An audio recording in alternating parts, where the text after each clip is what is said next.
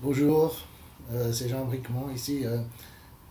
J'ai constaté depuis quelques années qu'il m'était très difficile de m'exprimer dans les médias audiovisuels, de trouver des éditeurs, etc. À part RT, Rechatoudet, enfin l'ex-Rechatoudet. Et la raison pour laquelle c'est difficile, c'est parce que, essentiellement, je me suis trouvé dans une émission de Ce soir ou jamais, une des dernières émissions, d'ailleurs de Tadi, face à 7 contradicteurs, et j'ai défendu, à mon avis, de façon très modérée, la liberté d'expression de Dieudonné, mais c'était de trop pour certaines personnes, et donc après cela, je suis devenu plus ou moins infréquentable.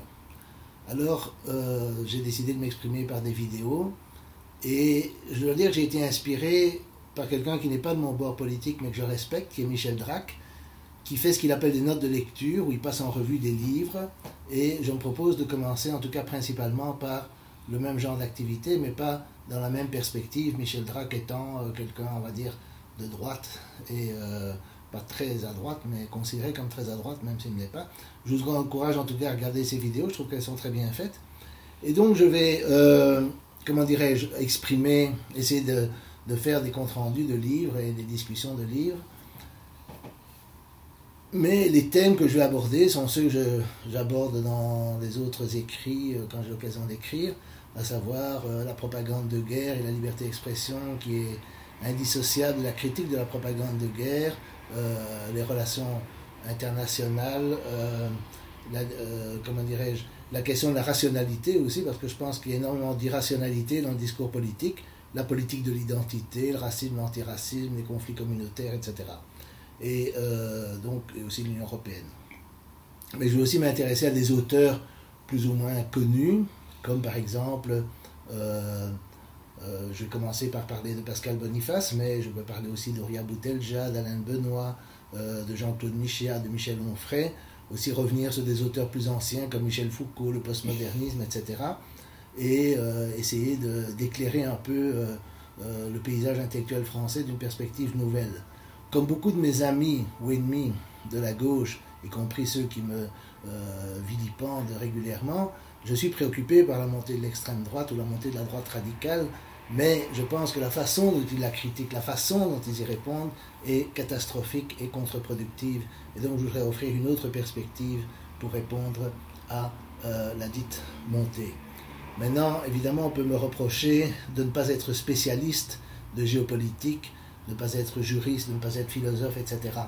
Mais moi j'aurais tendance à dire que bien sûr je reconnais qu'il y a toutes sortes d'expertises que je n'ai pas en droit, en histoire, etc.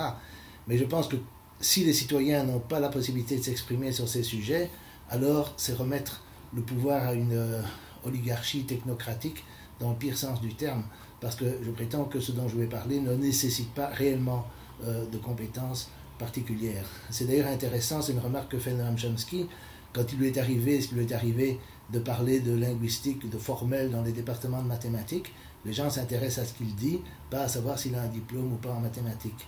Mais dès qu'il parle de politique internationale, et en particulier du Proche-Orient ou du Moyen-Orient, on lui reproche de ne pas avoir de titre de professeur en sciences politiques. Et je pense que la différence entre les deux est assez significative. Il fait aussi une remarque ironique que j'ai tendance à partager. Il dit on parle de physique, de mathématiques, de chimie, de biologie, et puis on parle de sciences politiques, de sciences des relations internationales, de sciences économiques, et il ajoute, moins ce sont des sciences, plus elles en veulent le titre. Et je pense que c'est une remarque assez correcte. Quoi qu'il en soit, il faut juger ce que je dis sur la valeur des arguments et pas sur l'absence de titre académique. Finalement, des gens vont me dire que vont me demander peut-être si je crois que ce que je fais sert à quelque chose. Je répondrai, j'ai une amie qui pendant la guerre du Vietnam manifestait contre la guerre du Vietnam. Elle a été arrêtée par la police et la police lui a dit, vous croyez que ça sert à quelque chose ce que vous faites? Elle a répondu, je le fais parce que je crois que c'est juste. Et je suis conscient évidemment que face au flot de propagande, ma voix est assez isolée. Mais néanmoins, elle est très isolée dans l'espace francophone, mais elle n'est pas isolée à l'échelle mondiale. Et je pense que c'est simplement ajouter une voix aux millions d'autres qui, dans le monde, se battent contre l'impérialisme, la guerre et le sionisme. Merci.